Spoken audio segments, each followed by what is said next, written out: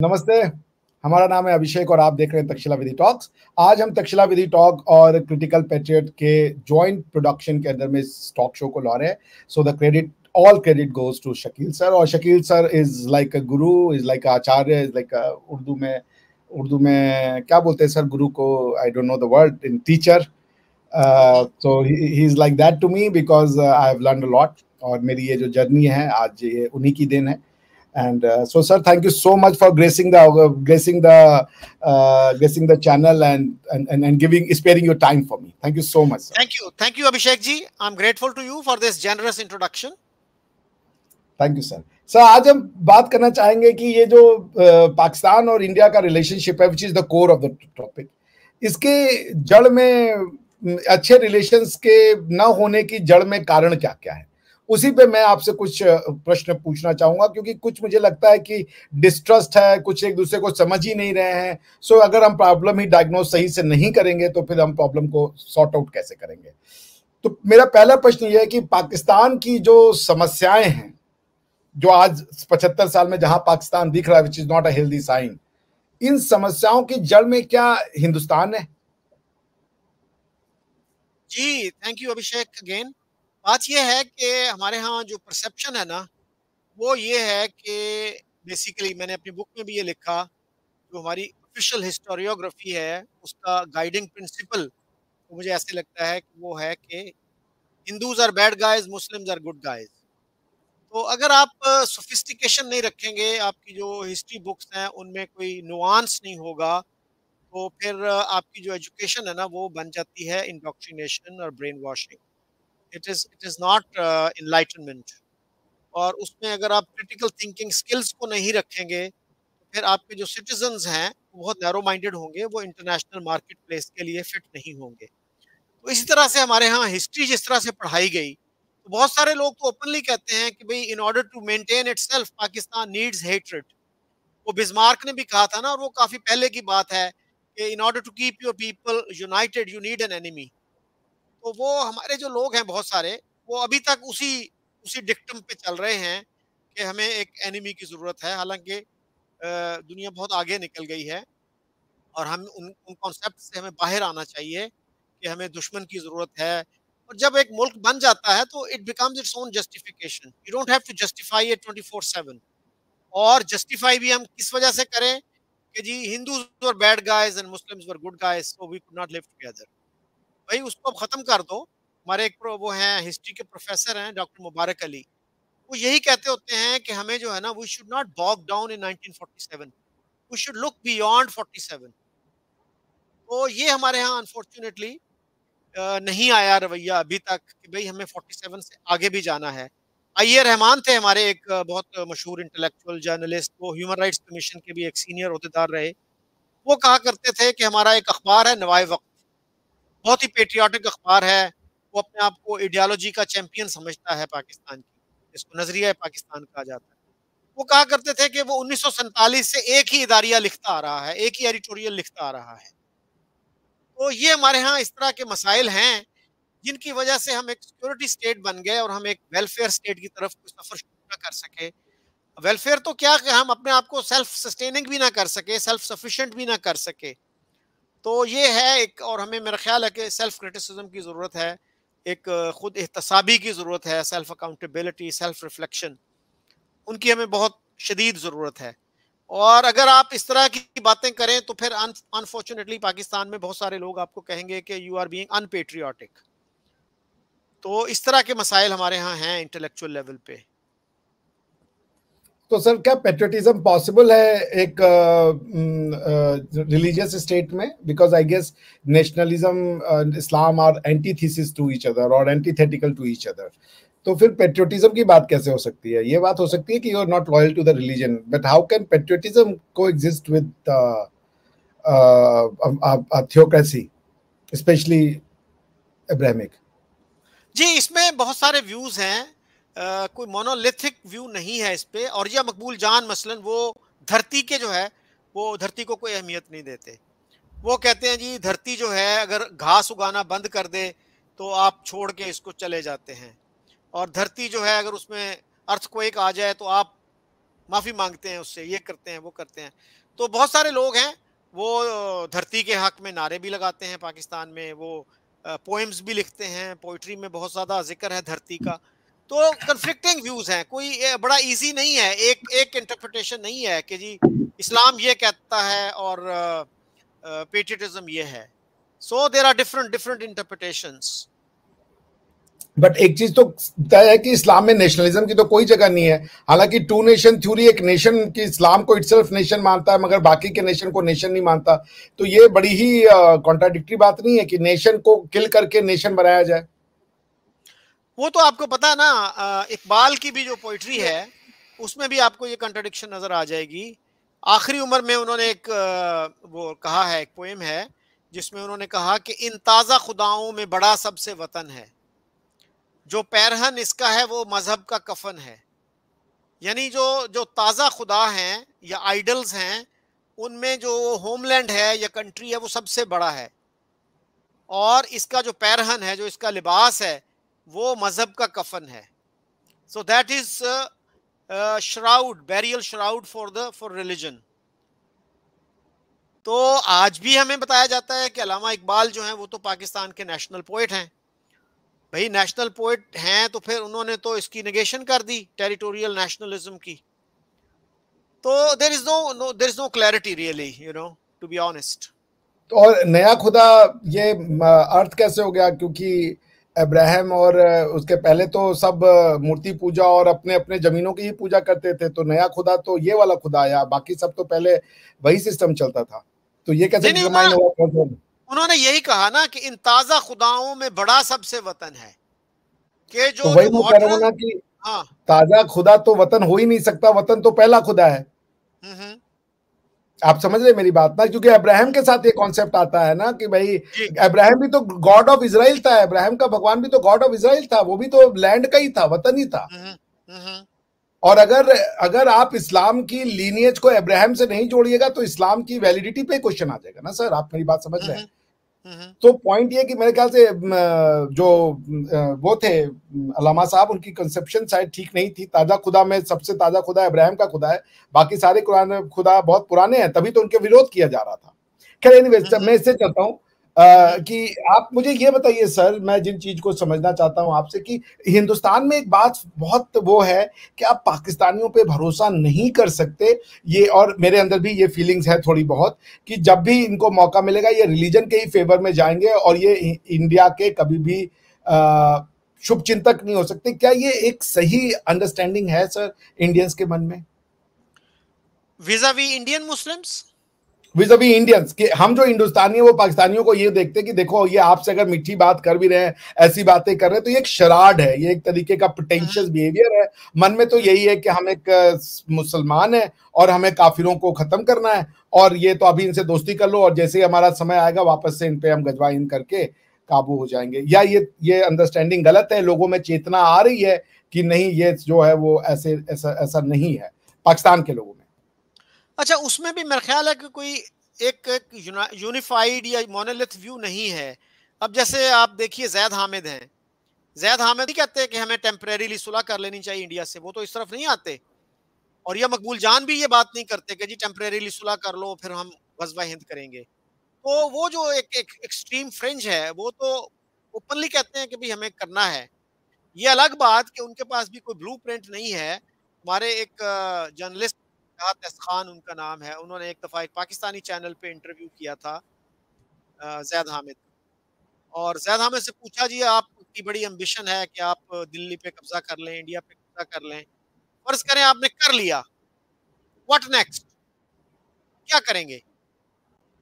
मैं आपसे ज्यादा पढ़ा लिखा हूँ, ज्यादा एडवांस हूँ, ज्यादा समझदार हूँ, आप मेरे साथ क्या सलूक करेंगे? तो उनके सबसे पास पहले सबको कन्वर्ट करेंगे हम तो और कैसे, कितने लोगों को आप कन्वर्ट करेंगे, कैसे करेंगे? सबको सबको मूर्ति पूजा बंद कर देंगे, मंदिरों को बंद कर देंगे, आउटलॉक कर देंगे।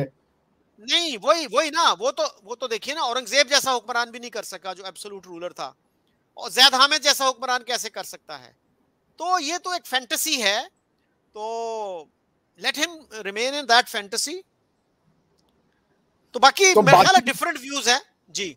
बहुत सारे लोग हैं तो जो जेन्युइनली चाहते हैं कि भाई इंडिया के साथ रिलेशंस होने चाहिए, अच्छे रिलेशंस होने चाहिए, और कुछ ऐसे भी होंगे जो कहेंगे अच्छा भाई टेम्परेरीली सुलह कर लो, फिर जब हमारे पास ताकत आ जाएगी फिर देखेंगे। So I mean it's a mixed bag, I would honestly say. तो प्रोपोर्शनैलिटी किसकी कितनी है सर, ज्यादा संख्या में कौन है? अभी तो मेरा ख्याल है कि ज्यादातर वही हैं जो चाहते हैं कि इंडिया के साथ जो है वो सुलह नहीं होनी चाहिए, कम से कम जो मेन स्ट्रीम मीडिया में आपको नजर आता है। लेकिन ग्रेजुअली जो है सोशल मीडिया पे इधर उधर आपको एहसास ये मिलता है आपको कि भाई हम पीछे रह गए हैं। फिर हमें ये अब जो है सोशल मीडिया से ये पता चलता है, अच्छा जी इंडिया में किस चीज की क्या प्राइस है, हमारे यहाँ क्या प्राइस है, अनियन की प्राइस जो है उसकी क्या है, टमाटर की प्राइस क्या है। तो इस तरह की चीजें सोशल मीडिया में हमारे यहाँ जो लोग वीडियो बनाते हैं, रिएक्शन वीडियोस, उसमें बड़े बड़े लोग इस तरह की बातें कर रहे होते हैं। लेकिन फिर वही बात कि कितने परसेंट लोग हैं वो, उस तरह का सर्वे मेरा ख्याल है कोई ऑथेंटिक रिलायबल सर्वे नहीं हुआ। It would be good if some good organization, some credible organization conducts a survey like this. अच्छा सर, आपने मुझे एक बार बताया था कि आपकी प्रारंभिक शिक्षा दीक्षा जो है वो आपका जो तालीम जो था शुरू का वो मदरसे में हुआ था, क्या ये सच है? जी जी। तो सर फिर आप ऐसे एकदम सोमरसॉल्ट वोल्टे फेस ये कैसे हुआ? आज आपके जो व्यूज है जी, मतलब it was not sudden, it was gradual. Aahista Aahista मैंने वो किया, फिर सोचना शुरू किया मुख्तलिफ इश्यूज पे। तो ग्रेजुअली आई केम टू, मतलब अब्रप्ट अगर होता है ना तो वो फिर इतना रिलायबल नहीं होता, चेंज जो है। अगर ग्रेजुअल हो तो वो मेरे ख्याल में ज्यादा अच्छा होता है। So I gradually move to other side of the aisle.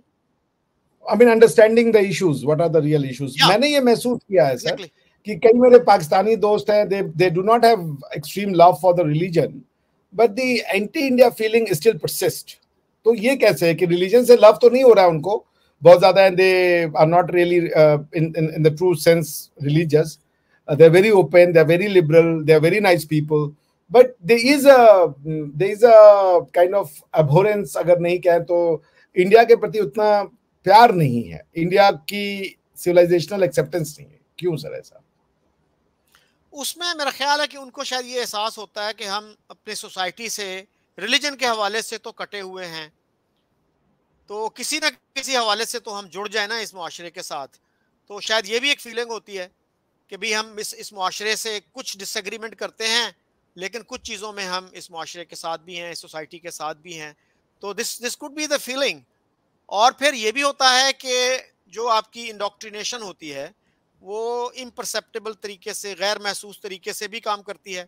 आपको एहसास भी नहीं होता कि आप कितना शदीद नफरत करते हैं किसी से। You take it as a normal phenomenon.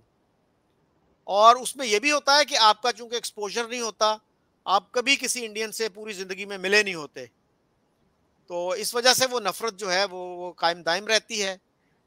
वो कहते हैं ना कि don't introduce me to that person because I want to keep hating him.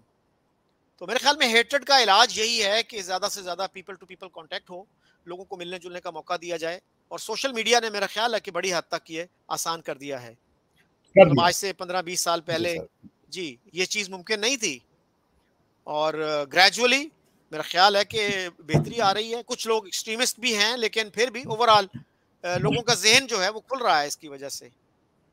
Sir मैंने एक बात नोटिस की कि भारत की जो हिस्ट्री की किताबें और पाकिस्तान की हिस्ट्री किताबें बेसिकली एक तरीके से सेम है, लिटिल चेंजेस। जैसे हमारे यहाँ भी मुगल्स को ही ग्लोरीफाई किया गया, आपके यहाँ भी मुगल्स को ही ग्लोरीफाई किया गया, और मुगल्स को हमारे यहाँ कॉन्स्टिट्यूशनलिस्ट बताया गया, भारत का निर्माता बताया गया, आपके यहाँ भी बताया गया। तो उसकी वजह से एक लोकल पॉपुलेशन के प्रति एक हेट्रेड पाई जाती है यहाँ के कम्युनिस्ट लोगों में, जो ये मानने को तैयार नहीं है कि यहाँ का सिविलाइजेशनल अचीवमेंट कुछ था। they miss no opportunity to defame or demean the Indian civilization. तो आप इसको कैसे देखते हो कि ये जो पाकिस्तान में जो एक एंटी इंडिया कैंपेन चलाई गई, क्या ये सिर्फ रिलीजियस है या इसके रीजंस कुछ और भी हैं? उसमें मेरा ख्याल है हर चीज को यूज किया जाता है। उसके मेरा अपना कोलीग था, हम लंच पे बैठे थे, तो वो कहने लगा कि कुरान में है कि यहूदों ने सारा यानी क्रिश्चियंस और जूस को दोस्त मत बनाओ। तो मैंने उनसे कहा कि भाई फिर चाइना से हमारी दोस्ती कैसे है? जूस और क्रिश्चियंस जो हैं वो तो अहले किताब हैं, they are people of the book. तो चाइनीज जो हैं वो तो एथियस्ट हैं, वो तो पीपल ऑफ द बुक भी नहीं हैं। किसी मौलवी से, किसी मुफ्ती से आप अगर पूछेंगे तो वो आपको बताएगा कि एक मुसलमान मर्द जो है वो जूइश या क्रिश्चियन लड़की से शादी कर सकता है, लेकिन एक एथियस्ट लड़की से थियोलॉजिकली स्पीकिंग वो शादी नहीं कर सकता। तो ये फिर हमारी जो है, अगर जूस और क्रिश्चियंस के साथ हमारी फ्रेंडशिप नहीं हो सकती तो फिर चाइना के जो कम्युनिस्ट हैं, एथियस्ट हैं, उनके साथ कैसे हो सकती है? तो वो सोच में पड़ गया, तो कहने लगा कभी मैंने इन लाइंस पे तो सोचा ही नहीं। तो इसमें जो है ना, रिलीजन को भी यूज किया जाता है, and you subordinate religion to your strategic considerations even when you don't accept it. That is the reality. Pakistan के जब बनाने वाले लोग थे, क्या वो सारे रिलीजियस थे? बिकॉज मुझे नहीं लगता कि Mohammad Ali Jinnah was that religious. तो क्या आप समझते हैं कि ये जो एंटी हिंदू नफरत जो वहां डाली गई, ये जिन्ना साहब के समय से डाली गई या जिन्ना के पहले ही इसको या जिन्ना के बाद में इसको शुरू किया गया एक पर्टिकुलर समय के बाद? ये मेरे ख्याल टेक्स्ट बुक्स है ना, उसमें तो ज्यादा ये 65 की जंग के बाद आई। अच्छा। वो बहुत सारे लोग ये कहेंगे कि the real partition occurred in 1965। उससे पहले ओके। तक काफी रिलैक्स था आना जाना, और जो हिंदू डेटीज हैं उनका जिक्र भी मिल जाता था टेक्स्ट बुक्स में। तो 65 के बाद वो फिल्मों पे बैन लग गया, इंडिया की फिल्में नहीं आ सकती, ये नहीं हो सकता, वो नहीं हो सकता, लोगों का वीजा मुश्किल हो गया। तो उस लिहाज से मेरे ख्याल 65 के बाद जो है ना, जंग के बाद ये ज्यादा हुआ ये ट्रेंड। फिर जियाउल हक ने बहुत ज्यादा किया, भुट्टो साहब ने एक इस्लामिक कॉन्स्टिट्यूशन बनाया जिसमें उन्होंने कहा कि नॉन मुस्लिम्स जो हैं वो प्रेसिडेंट नहीं बन सकते, प्राइम मिनिस्टर नहीं बन सकते। फिर उसको मजीद इंटेंसिफाई किया जनरल जियाउल हक ने। तो it has been going on. उसके बाद फिर थोड़ा सा ट्रेंड शुरू हुआ, वो प्रोफेसर हुदबॉय ने और प्रोफेसर एएच नैयर ने क्रिटिक शुरू की पाकिस्तानी टेक्स्ट बुक्स की। That started in the 80s। तो वो मेरे ख्याल में अच्छा ट्रेंड है, अब पूरी दुनिया में इस पे बात होती है, अमेरिका से लेके ऑस्ट्रेलिया तक, और बाकी भी दरमियान में इंग्लैंड में बहुत बात होती है इस पे कि पाकिस्तान की टेक्स्ट बुक्स जो हैं उनमें हिंदूज़ के ख़िलाफ़ या बाकी जो नॉन मुस्लिम्स हैं उनके ख़िलाफ़ हेट सिखाई जाती है। तो पाकिस्तान में भी किसी हद तक लोगों में ये रियलाइजेशन है, लेकिन उस पर प्रैक्टिकली उसको दूर करने की तरफ कोई स्टेप अभी नहीं लिया गया अनफॉर्चुनेटली। आपको मैं एक बड़ी मजेदार बात बताऊं, जब मैं पीएचडी कर रहा था जर्मनी में, तो मेरी एक महिला मित्र थी, वो जर्मन थी। तो वो बता रही थी कि उनके स्कूल टेक्स्ट में उनको भी हिंदुओं के अगेंस्ट में पढ़ाया जाता था, बिकॉज कि जर्मनी में रिलीजन पढ़ाना मैंडेटरी है पब्लिक स्कूल में, as per article 7 of the German basic law. तो ये कॉमन फिनोमिना पाया जाता है जो एंटी हिंदू या जो जिसको आप आइडल वर्शिपर कहते हैं उनके अगेंस्ट में आइकोनोक्लाज्म फेथ जो है वो एक वो रखते हैं, और इसीलिए आपको वेस्ट मीडिया में एक स्पेशल तरीके का एंटी इंडिया कैंपेन देखने को मिलता है। अच्छा सर, मैं आपसे एक बात और जानना चाहूंगा स्पेशली कि अब जो आपके यहाँ पॉलिटिकल सेटअप आया है और जो आपकी इस्टेब्लिशमेंट है, क्या वो दोनों वाकई में चाहती हैं कि रिलेशनशिप इंडिया से सुधरे, या they are again on not on the same page? अगर और या अगर हैं तो ये टेम्पररीली हैं, there is no meeting of the mind, it is just the meeting of opportunities? कैसे कहेंगे सर आप? देखिए ना, पिछले जो थे ना हमारे आर्मी चीफ जनरल बाजवा, उनको तो रियलाइजेशन हो गई थी कि भी पाकिस्तान की इकोनॉमी जो है ना वो इस पोजीशन में नहीं है कि हम इंडिया के साथ कन्फ्रंटेशन जारी रखें, और उसमें शायद एक रोल था उनके अफ्रीका में सर्व करने का भी। I think he had served as a brigadier in Africa, और उनके जो सीनियर थे वहां पे वो एक इंडियन थे, I think he was major general ji. वो भी बाद में आर्मी चीफ बने और ये भी आर्मी चीफ बने। तो उस एक्सपोजर से, उन मुलाकातों से मेरा ख्याल है कि उनको बड़ी हद तक कुछ ना कुछ रियलाइजेशन हुई। और वही बात है ना कि अगर आप एक दूसरे को जानते हो तो नफरत कम हो जाती है, अगर कंप्लीटली खत्म ना भी हो तो उस लिहाज से उनको रियलाइजेशन थी और उन्होंने इंडिया के साथ नेगोशिएट किया भी। उस वक्त के जो आईएसआई चीफ थे उन्होंने एक रोल अदा किया, और अजीत डोवल साहब थे इंडिया की तरफ से। अब तो ये हमारे प्रेस में भी आ चुकी हैं, इंडिया में शायद इतना नहीं आया इसका। तो उन्होंने नेगोशिएट किया था कि प्राइम मिनिस्टर मोदी आएंगे, वो एक मंदिर है बलूचिस्तान में, वहाँ जाएंगे, फिर इस्लामाबाद आएंगे और ट्रेड रिलेशंस और स्पोर्ट्स रिलेशंस को रिवाइव करने का ऐलान करेंगे, और कश्मीर को 20 ईयर्स के लिए फ्रीज कर दिया जाएगा। सो वो मेरे ख्याल में बहुत अच्छी अपॉर्चुनिटी थी, लेकिन इमरान खान ने उसको रिजेक्ट कर दिया। हालांकि जनरल बाजवा का ये कहना है कि हमने उनको एतमाद में लेकर, उनको कॉन्फिडेंस में लेके सारा कुछ किया था। और उसमें जो एक्सप्लेनेशन सामने आई है वो ये है कि जो फॉरेन मिनिस्टर थे उस वक्त, मुल्तान से ताल्लुक रखते हैं वो, शाह महमूद कुरैशी, उन्होंने इमरान खान के कान में ये कहा कि भाई इस तरह अगर हमने मान लिया तो लोग हमें गद्दार कहेंगे, ट्रेटर कहेंगे, हमें वोट नहीं मिलेंगे। तो एक गोल्डन अपॉर्चुनिटी जो है वो इस तरह से ज़ाय कर दी गई। अब जो हमारी इस्टेब्लिशमेंट है, आई होप जनरल बाजवा ने उनसे कोई बात की होगी, उनके इल्म में होगा कि भाई किन हालात में क्या निगोशिएट हुआ था। अगर वो उसी से स्टिक करते हैं, और मेरा ख्याल है कि इसमें ज़रूरी है कि एक डिस्कशन शुरू की जाए, डिबेट शुरू की जाए। और हमारी हुकूमतें इसी वजह से डरती हैं कि हमारे यहाँ कभी इस पर डिबेट नहीं हुई। अगर इमरान खान में थोड़ी सी समझ बूझ होती तो वो ये कहते कि भाई अभी ना करें इसको, हम थोड़ा सा रिएक्शन देख लें आवाम का, और let's open up the debate. Main stream media में, सोशल मीडिया में तो होती रहती है ये डिबेट, मेन स्ट्रीम मीडिया में भी, टीवी चैनल पे, अखबार में, ये हम खोल के देखते हैं, करते हैं। वो नहीं उन्होंने किया, वो खौफ में मुब्तला हो गए, डर गए कि ये तो जनाब एकदम क्या हो जाएगा। तो उस जो है फियर ऑफ द अननोन, अगर उस पे हमारे हुक्मरान काबू पा लें और उस डिबेट को खोल दें 3 महीने के लिए, 4 महीने के लिए, एंड लेट्स सी कि लोगों का क्या है। हो सकता है कि लोगों में उतना एंटी इंडियनिज़्म ना हो जितना हम समझ रहे हैं। तो मेरा ख्याल है कि उसमें अभी भी एक अपॉर्चुनिटी तो है। अच्छा सर, एक बात और बताइए, क्या आप, doesn't it sound very naive कि ये प्रोग्राम बन गया होगा given that China uses Pakistan as a tool to keep India busy, ठीक है ना?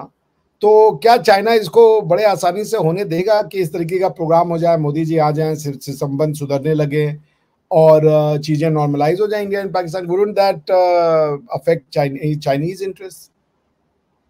चाइना का रोल कैसे देखते हैं आप? मैंने जो सुना है ना वो तो ये है कि चाइना बहुत अरसे से पाकिस्तान पे ये जोर देता आ रहा है कि आप कंटेंशियस इश्यूज को बैक बर्नर पे रख दें and focus on your economy.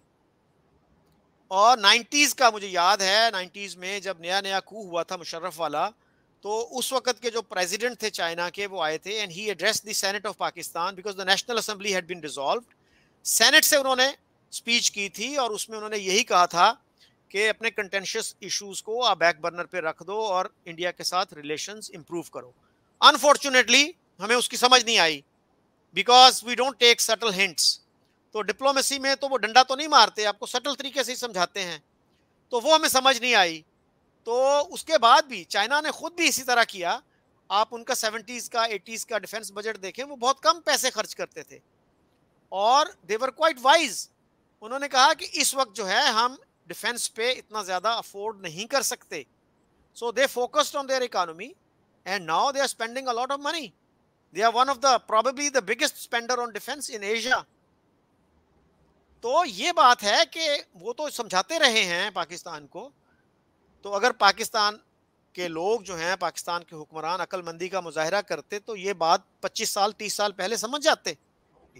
अच्छा सर, तो आप मुझे ये बताइए कि मुझे अभी भी एक बात में ये थोड़ा सा खदशा है, maybe I am playing doubting, जिसे कह दीजिए थॉमस का रोल, कि क्या चाइना इंडिया को ब्लॉक नहीं करना चाहता, इंडिया को बढ़ते हुए नहीं देखना चाहता? ये तो सच है। तो अगर चाइना इंडिया को बढ़ते हुए नहीं देखना चाहता, क्योंकि अगर डेमोक्रेसी से इंडिया रिजल्ट लाता है, इकोनॉमिक डेवलपमेंट, मिलिट्री बाइट और डेवलप्ड नेशन का, so Chinese has lot to answer to their own people.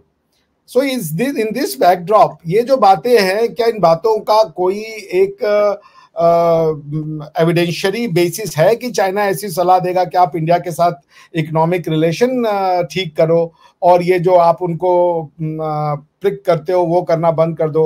वो तो फिर इंडिया की जो इकोनॉमी है उसके लिए भी बहुत अच्छा होगा। If Pakistan normalises relationship with India, then India has lot to focus internally than on its western front and eastern front.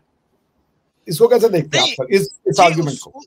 जी, उसमें ये देखिए ना कि चाइना हो सकता है अब उनकी पॉलिसी इस लिहाज से कुछ बदल गई हो, लेकिन पाकिस्तान को भी पाकिस्तान को भी तो देखना है ना कि हमें किस चीज से फायदा है, किस चीज से नुकसान हो सकता है।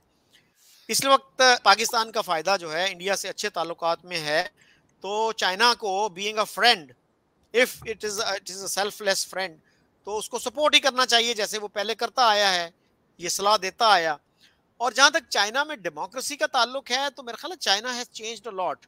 अब आप ये देखिए कि अमेरिका में या वेस्ट में सबसे बड़ी जो स्टूडेंट कम्युनिटी है एक्सपेट्रिएट, वो चाइनीज होते हैं। तो एक वक्त था कि जब कोई बंदा चाइना से बाहर जाना जो है उसके लिए बहुत ही मुश्किल होता था। अब इतने ज्यादा चाइनीज टूरिस्ट बाहर जाते हैं, इतने स्टूडेंट्स बाहर जाते हैं, तो वो भी तो कुछ ना कुछ ओपन माइंडेडनेस लेके आते हैं ना। तो वो मेरा ख्याल है चाइना को कुछ ना कुछ तो फिर खोलना पड़ेगा, कुछ रिफॉर्म्स करनी पड़ेंगी। Call them political reforms, call them social reforms, तो वो तो मेरा ख्याल उनको करना ही पड़ेगा। तो बाकी जो इंडिया के साथ रिलेशंस है, मेरा नहीं ख्याल कि वो भी कोई बहुत ज्यादा उसको एस्केलेट करना चाहेंगे। Thank you, sir. I hope कि one day I will come and visit your home in sure, Pakistan and dhoti kurta पहन के मैं ट्राई करूंगा कि वॉक करूं and see what is the reaction. And you are welcome चले, to you are welcome to Goa, and I thank you, will do everything to hold the talk with the university students so that they can also learn from you. Thank you so much for sparing your thank you, time with us, sir. So we'll the look up. Pleasure is all mine. Thank you, sir. We will keep on visiting each other. We will keep on seeing each other. Thank you so much. Sure.